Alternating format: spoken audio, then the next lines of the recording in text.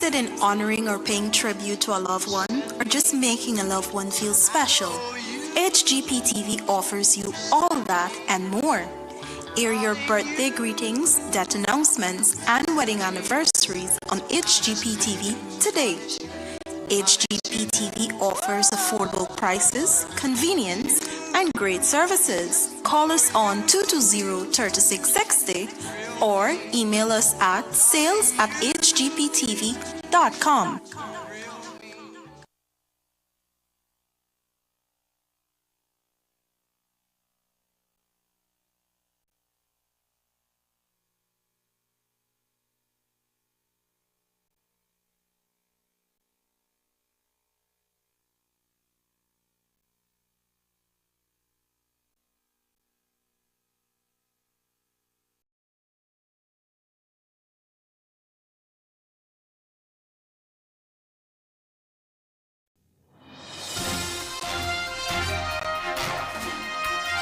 Your top stories this evening. Nigel Hughes calls for release of 2022 population census data. Acting Commissioner of Police slapped with additional charges, granted $10 million bail. Police Service Commission gives carrying back a free pass. Sexual harassment charges discontinued. And men encouraged to take inclusive approach to gender roles ahead of International Men's Day. HGP Nightly News begins now.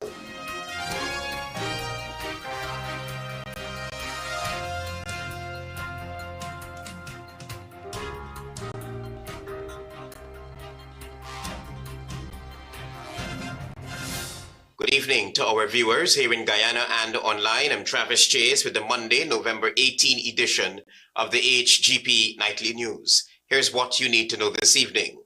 Antonio Day tells us that Attorney at Law and leader of the Alliance for Change, Nigel Hughes, is upping the ante for the release of the 2022 census data. Hughes is adamant that there are too many speculations regarding the country's population density.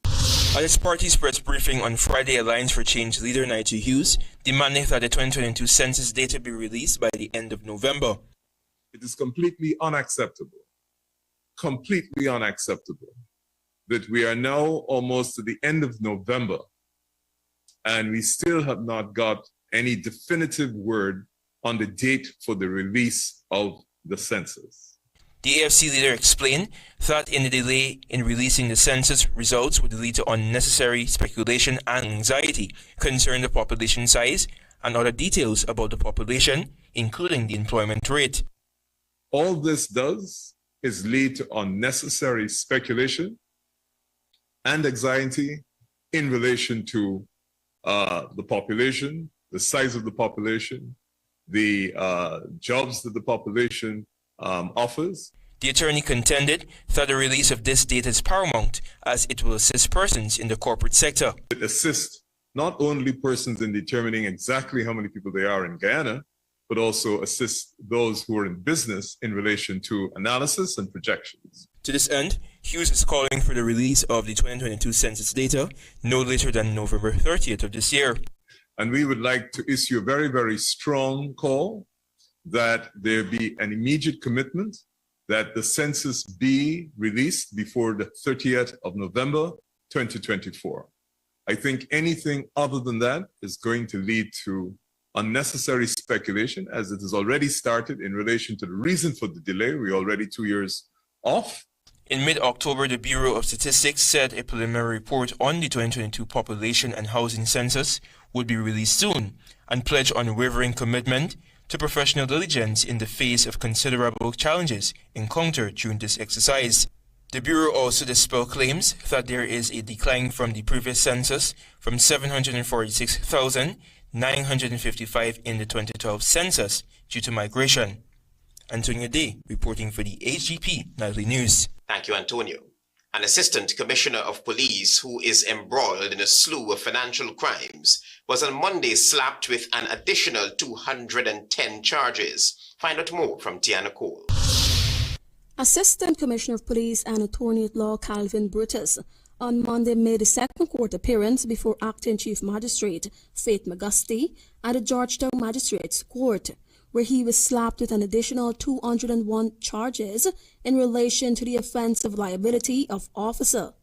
Brutus was not required to plead to the indictable charges after they were read to him and was granted bail in the sum of $10 million, with the instructions that he make his next court appearance on January 17, 2025.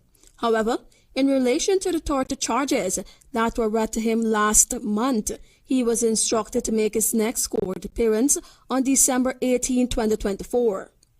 On October 24 last, Brutus, along with his pregnant wife, Adonica Alder, a police sergeant and a businessman, were brought before the Georgetown Magistrates Court, where they faced numerous charges related to serious financial crimes and other offenses. The quartet was arraigned before Acting Chief Magistrate Faith McGusty on charges stemming from an investigation by the Special Organized Crime Unit, SOCU, of the Guyana Police Force. In court, Brutus, 44, an attorney at law with 25 years of service in the police force, faced torture charges including money laundering, obtaining money by false pretense, misconduct in public office, liability of officials, and larceny. Brutus, along with his former driver, Police Sergeant Kevin George, and businessman Asif Zafarali, 34, from Garden of Eden, East Bank, Demerara, is accused of obtaining money by false pretense.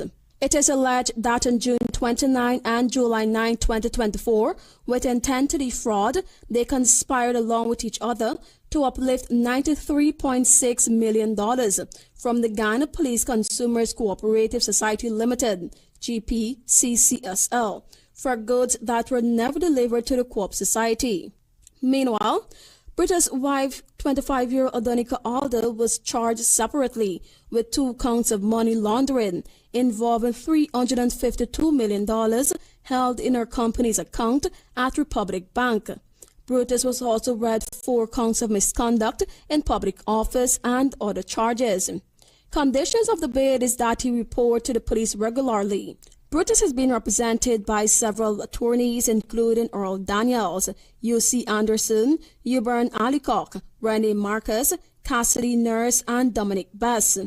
Following an investigation by SOCU, it was revealed that the case involved over $800 million. Of this amount, $300 million is associated with properties and other assets belonging to Brutus and his wife. The remaining $500 million has been frozen in several bank accounts belonging to Brutus, his wife, their businesses, and their 4-year-old son. Charges were recommended for the accused persons by the Office of the Director of Public Prosecutions, DPP. Tianako reporting for the HGP Nightly News. The Inter-American Commission on Human Rights has raised concerns on gender-based violence against migrant women, sex workers, and transgender individuals locally. Experts warn that trafficking, exploitation, and discrimination remain rampant, particularly in remote mining areas. This story from Caris Gonzalez. The Inter-American Commission on Human Rights convened a hearing to investigate the alarming rise in gender-based violence affecting migrant women, sex workers, and transgender individuals in Guyana. The session, sparked by multiple complaints, revealed that many migrant women, particularly those trafficked in the remote hinterland regions, are hesitant to seek help for fear of deportation as they lack proper immigration documentation. Dr. Ayodele Dalgety-Dean, founder of the non-governmental organization Blossom Incorporated, presented compelling evidence to the Commission showing a sharp increase in incidents of gender-based violence against Venezuelan migrants over the past 5 years.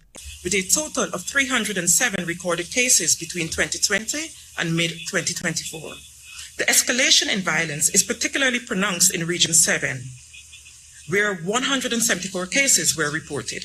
Dr. Ayodele added that the hinterland region, where mining activities are predominant, are hotspots for exploitation and trafficking due to its transient population and limited law enforcement, and there is a need for urgent intervention to address the issue. The rise in incidents of violence against migrant women in Guyana, particularly in regions 1, 2, and 7, calls for urgent and coordinated interventions.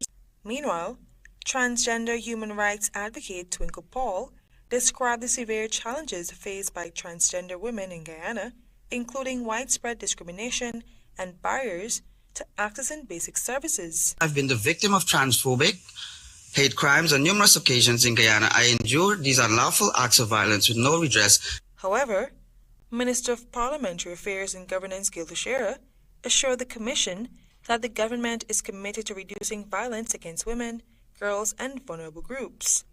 Importantly, I should emphasize that the legislative protections and the range of services provided are not limited to any specific group.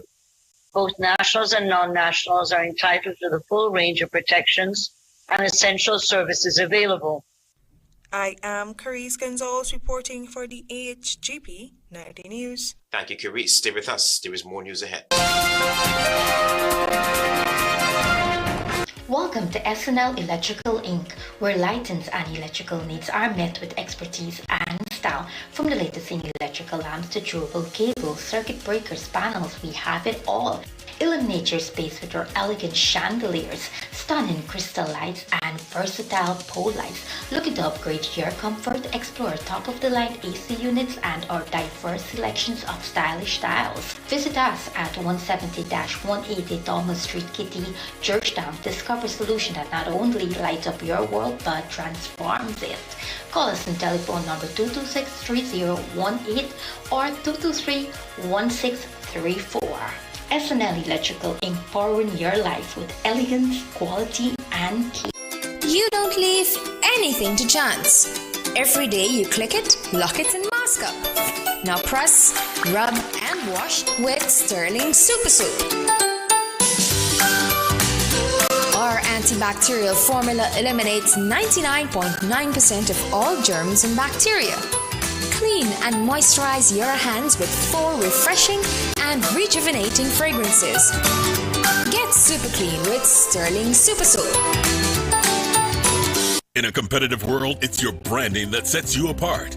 It's the symbol of your company. Make it exclusive and distinct. Modern Graphics creates expertly designed signs to bring your company's look to life. Made with premium quality and modern production processes, our signage identifies your business and extends your brand's image, delivering innovativeness and reliability.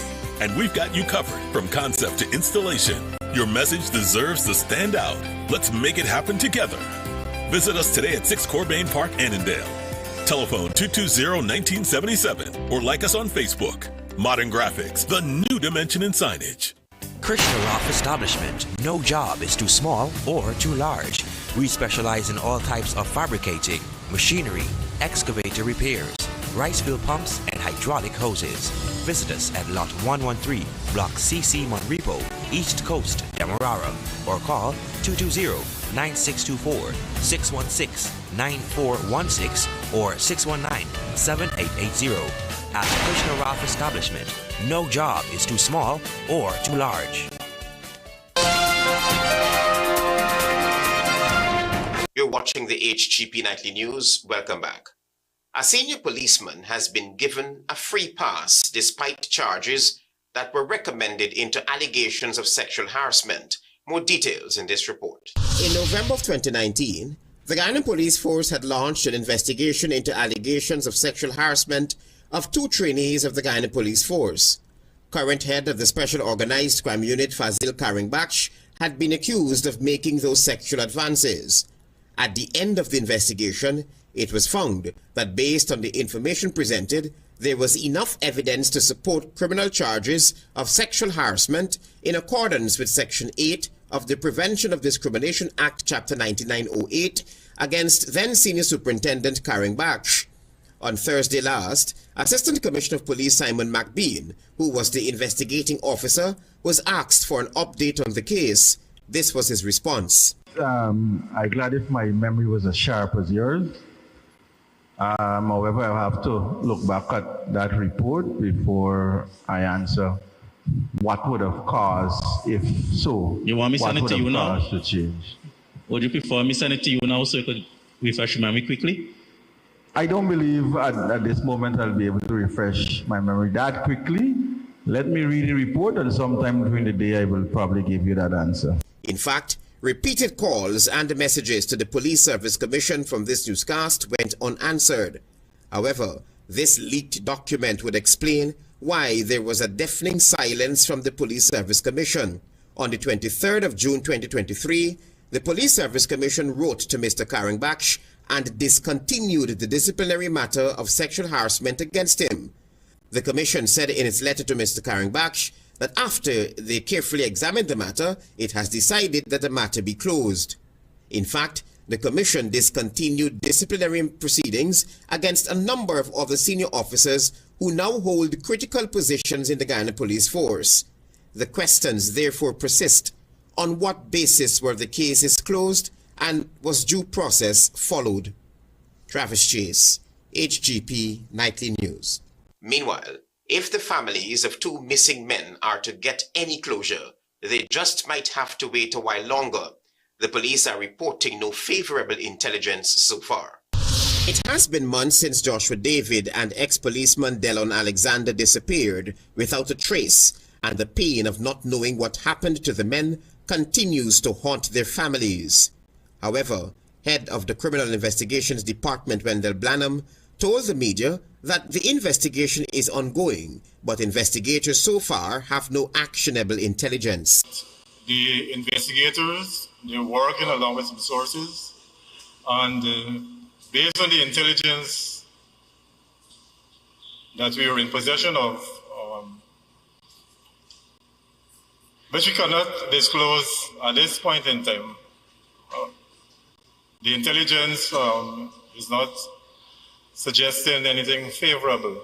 But as I said, we're still trying to convert the intelligence into evidence. David was abducted outside the Main Street Georgetown restaurant where he had gone to purchase food on the evening of September 26.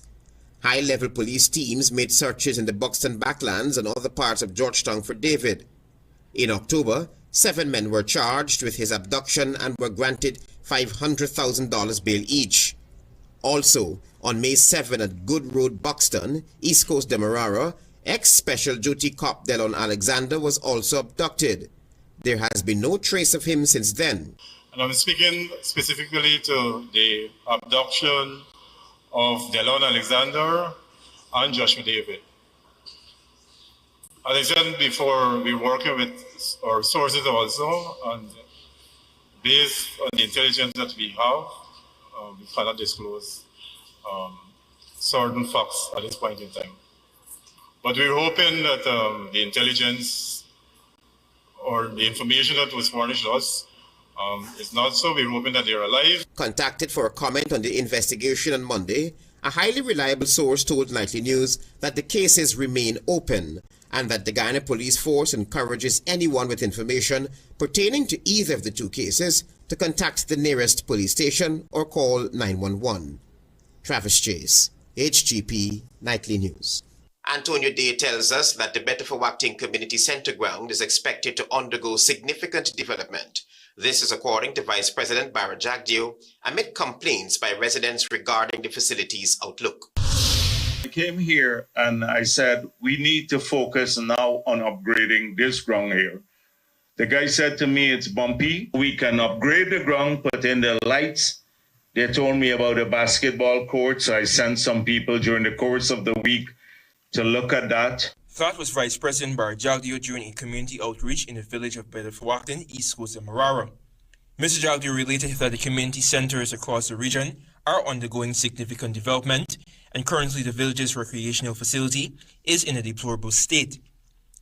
The Vice President was at the time speaking during an outreach in Betafawakting on the East Coast of Demerara on Saturday. I sent them to look at a community center and they said it's really in a bad shape. And so you can't rehabilitate that. You would probably have to put down a new community center. So they did the bills of quantities during the course of the week. The Vice President noted that there has been numerous complaints by citizens regarding the presence of recreational facilities in respective communities. There are instances where most of these facilities are present, but residents are not fully benefiting from them. At the outreach, things got heated when one resident accused Attorney General Anil Nandalal of authorizing the sale of ancestral lands. But Nandalal debunked these assertions and offered clarity on the subject.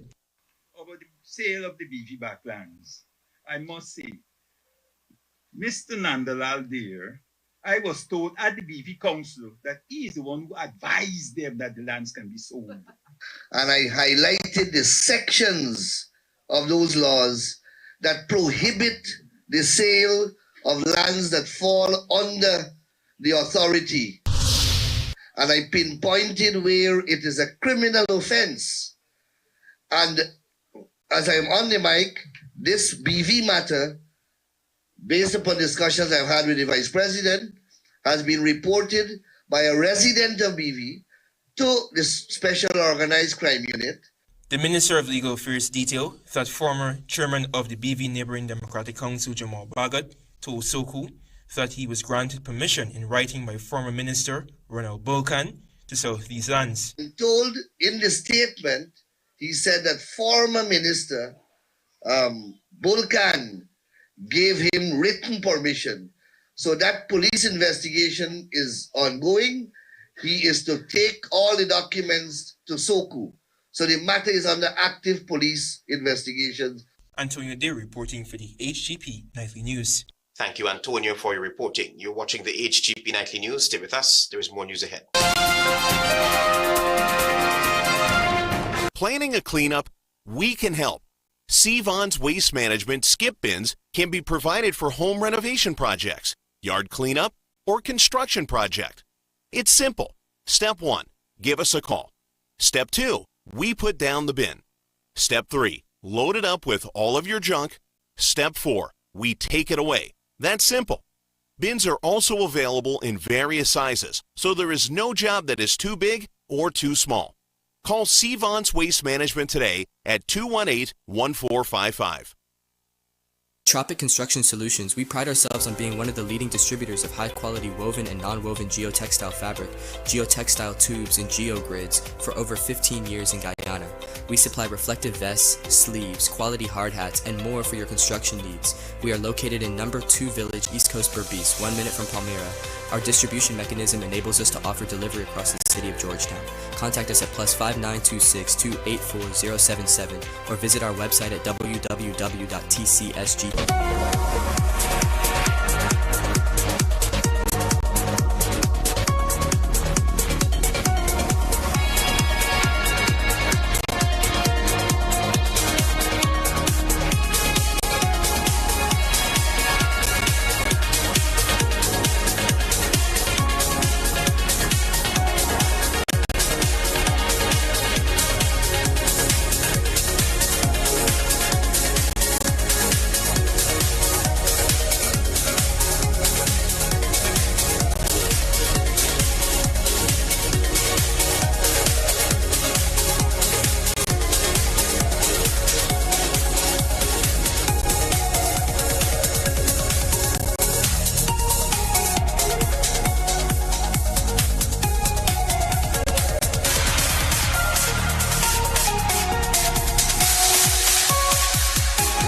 The Guyana Elections Commission GCOM is currently conducting a national registration exercise.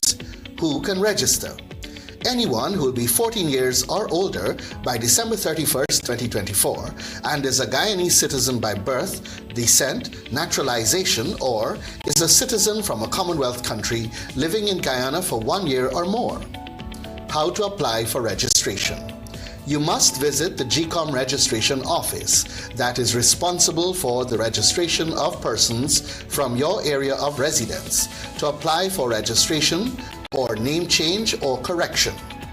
You must be in possession of the following source documents as might be relevant: original birth certificate or valid Guyana passport for new registration, original marriage certificate and original birth certificate in the case of a name change by way of marriage, original deed poll and original birth certificate in the case of a name change by deed poll, original naturalization certificate and original birth certificate in the case of naturalization. This registration exercise will end on November 29th, 2024. For further information, please contact GCOM on the following hotline numbers: 225-027729, 226-6557, 223-9650, or visit the GCOM website at www.gcom.org.gy.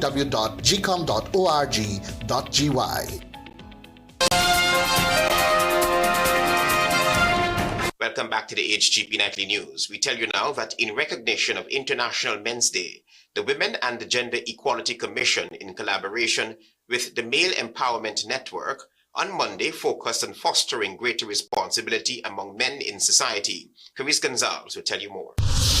The Women and Gender Equality Commission has partnered with the Male Empowerment Network, MEN, for a special event on Monday. The aim was to empower men to take on more responsible roles within their families and local communities in observance of International Men's Day, which is observed on November 19. Women and Gender Equality Commission Chairwoman Angel Chandler Paul addressed a common misconception about the Commission, clarifying that its work extends beyond women's issues and also serves all spheres of society. Religious teachings and philosophical ideas have heavily influenced society's view of men as dominant figures, and Chandler Paul argued that these historical perspectives have shaped modern gender dynamics. So we have to work with men for them to understand we're all equal in a way, and this perception that is perpetuated by philosophers and religion and other policy makers as if only men can think and men can do things. The conference, according to Chandler Paul, also seeks to reflect vital roles that fathers and mothers play within the family. She pointed out that the discussion wasn't introducing new concepts, but rather encouraging a broader, more holistic view of the family dynamics. So we have to change what is taking place. And when we talk about human rights, every person has the right. Moreover, she emphasized the need for men to engage more openly with their emotions. She noted that a shift towards emotional expression and interaction could help break down societal barriers. But this whole question of anger management, you act on the spur of the moment, you act without thinking, and you do something that you will regret all your lives. Lighten the severe impact of road deaths in Guyana. He stated that road fatalities and morbidity are the leading cause of death in the country. He added that a high number of fatalities, a prolonged recovery period, and the demand for care in the public health system make this a daunting task. We have the greater proportion of persons dying are the younger persons between 18 to 35. The minister further emphasized the economic costs, noting that road deaths result in a $750 million annual burden on the public health system, with a significant impact on the national economy. That every road death instantly impacts our national income by more than $8 million. But we want to remember that the people who die should not be considered as mere statistics. Minister Ben stressed that the Do the Right Thing campaign aims to extend across all 10 administrative regions, targeting both pedestrians and motorists. Meanwhile, in brief remarks, Senior Superintendent Mahindra Singh revealed a decrease in road fatalities compared to last year. As of 2024, there have been 104 fatal accidents, with 117 fatalities, compared to 134 fatal accidents and 156 fatalities in 2023. I exhort everyone to comply with the rules of the road, the laws that govern the use of the road, specifically Chapter 5102, and to do the right thing. Guyana has joined with the United Nations for a second decade of action for road safety 2021 to 2030, with an aim to cut traffic deaths and injuries by 50% by 2030. The authorities have called on everyone to join the efforts to battle traffic accidents. Tianako reporting for the HGP Nightly News. Stay tuned for your regional news.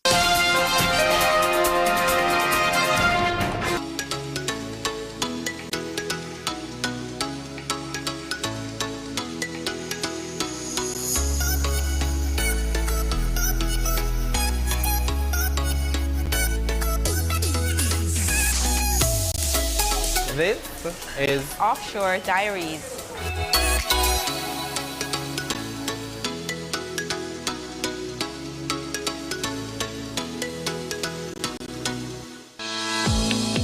GCOM is currently conducting a national registration exercise. Who can register?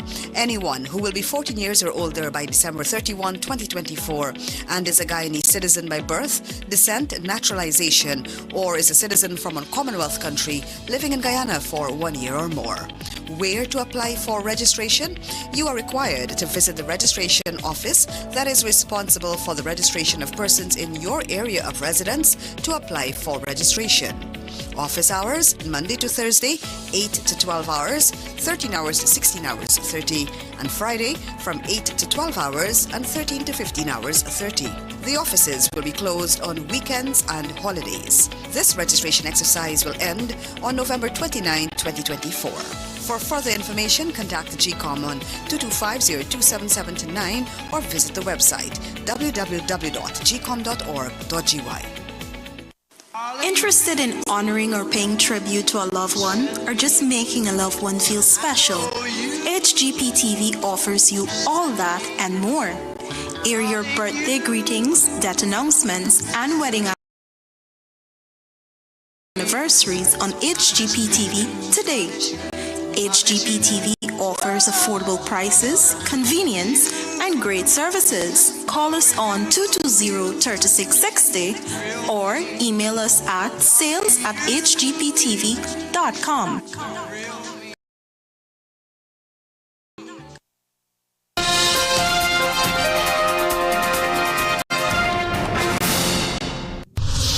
Good evening and welcome to Monday's edition of the Regional News.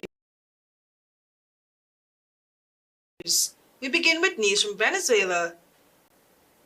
Currency depreciation is set to reverse years of declining inflation in Venezuela. Public and private sector sources say as foreign currency sales fall short of demand and the socialist government keeps tight-lipped about its strategy. After years of hyperinflation and amid broad U.S. sanctions, in 2022, the administration of President Nicolas Maduro began using orthodox policies, including credit restrictions, lower public spending, a fixed dollar bolivar rate, and central bank sales of billions of dollars in foreign currency to tamp down consumer prices. Maduro, who will begin his third term in January after a disputed election that the opposition and international observers said he lost, has said his government defeated inflation of more than 100,000% and prices in 2024 are similar to those in 2014. But the administration's policy has now changed. After more than 9 months of the exchange rate being held at 36.5 bolivars to the dollar, the government in mid-October allowed the currency to float, beginning a depreciation that has seen the bolivar side to about 45 versus the dollar, according to central bank figures. We tell you now that a failed bomb attack on Brazil's Supreme Court looks set to reunite Brazil against far-right radicalism and settle a possible comeback by former President Jair Bolsonaro, who is fighting a court decision to bar him from the ballot. But any such institutional response will also feed his supporters believe that they are being silenced, further polarizing the country, which has seen a surge in political violence since the rise of Bolsonaro in 2018.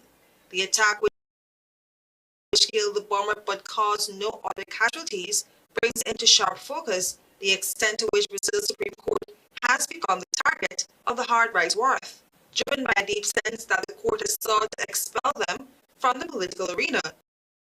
It also comes after the re-election of Donald Trump as U.S. president had raised hopes among some of Bolsonaro's supporters that it could help spur the resurgence. As in the United States, both sides in Brazil believe democracy is at risk. And finally in Jamaica, with 19 deaths recorded up to Friday, November 15, the number of children killed in motor vehicle crashes this year has seen an alarming 46% increase when compared with the same period in 2023. 32 elderly persons were also killed during the same period, a 37% increase when compared to 2023. The statistics are contained in the weekly traffic crash report of the Island Traffic Authority, ITA, which was released on Friday. According to the report, child fatalities as at the end of September are projected to increase by 22% when compared to last year, while elderly fatalities are projected to decrease by 24%. The report also projected to decrease by 24%. The report also listed 59 pedestrians being killed as of November 15 and said this category of road users will register a 30% increase in fatalities this year when compared to 2023 figures. However, there have been 30 multiple fatal accidents up to November 15, which have resulted in 72 deaths, the ITA said. I am Carice Gonzalez. Thank you for watching.